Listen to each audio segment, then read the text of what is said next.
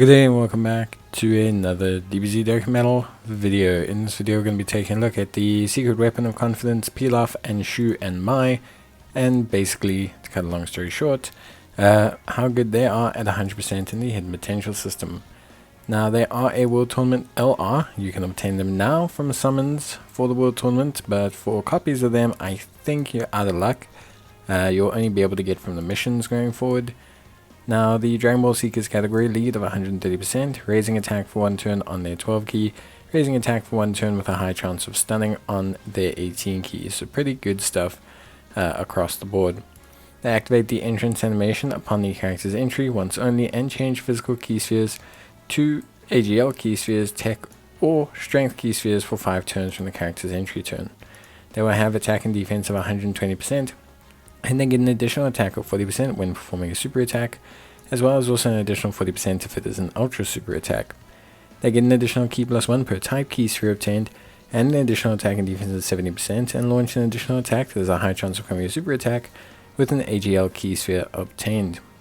They get an additional defense of 100% and a high chance of evading the enemy's attack with a tech key sphere obtained, and they get an additional attack of 100% and a high chance of performing a crit and sealing the opposition's attack with a strength key sphere obtained. They will launch a guaranteed additional with 7 or more, and they change in key spheres to AGL, tech, or strength key spheres when there's an enemy whose name includes Goku.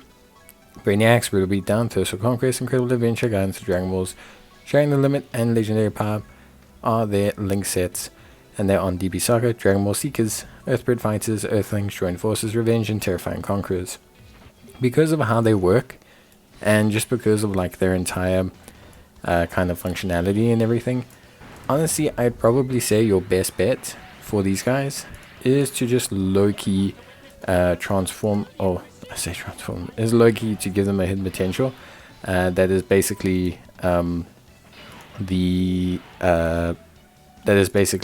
like mainly additional and mainly evasion, just because like it's going to depend so much situationally on what orbs you want to pick up, you know, etc. It's just a very interesting situation, I think, for a lot of players. So definitely I would suggest looking into that and probably like low-key trying to assess what instance you're going to use with them. Like, do you need more damage? Do you not need more damage? Do you need the ceiling?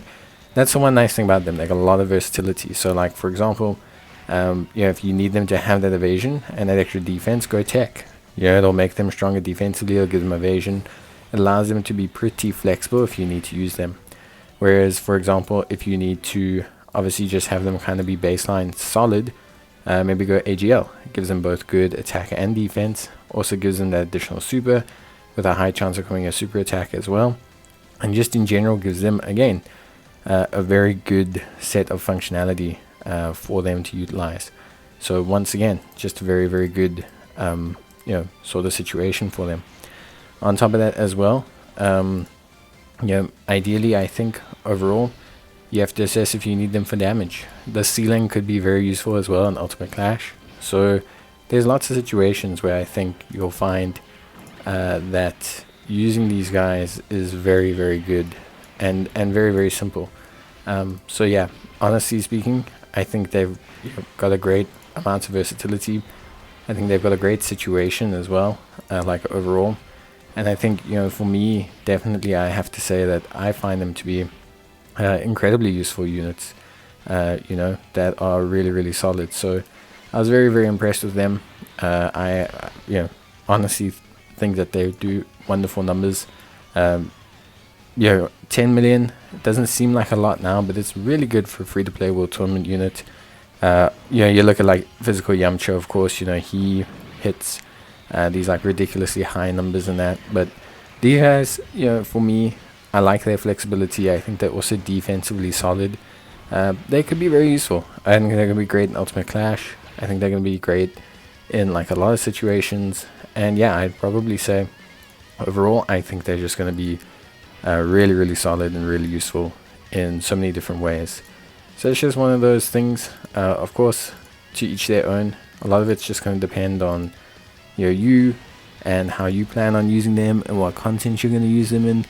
But for me, honestly, I would say you can pretty much use them almost freely at this point for a wide variety of content. I think they're good for, you know, like mid-tier content. I think they're good for late game content to a certain extent. There's, you know, certain stuff. And I think they're good for like the DB Saga team, especially for Dragon Ball Seekers and stuff. I think they are a solid unit, you know. They got a decent link set, like Incredible Adventure, Guidance for the Dragon Balls, Thirst for Conquest, okay. Maybe it's a little bit like wacky, but still very, very good. They've got like Sharing the Limit, Legendary Powers, so they link up great with units like Bulma, you know, some of the other free-to-play DB Saga units. So yeah, I really think they got a good place, like in general, in like that DB Saga team. So if I was someone who's looking for units and just looking for like slot fillers, I feel like they're really good. Like I say, they link up great with like LR Bulma. They link up well with like the LR Goku, Krillin, Bulma unit.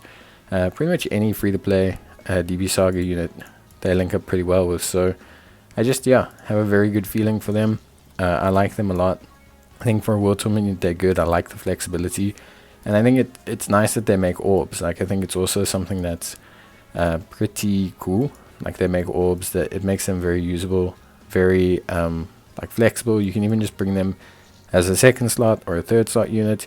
And in some events you can even, like, if you build them with evasion, you can even just kind of go like for that pseudo first slot unit. Yeah, you're relying on gambling on the evasion a lot, but still very, very useful. Yeah, so yeah, but that's pretty much it from me. I hope you guys have enjoyed the video. If you did, please let me know.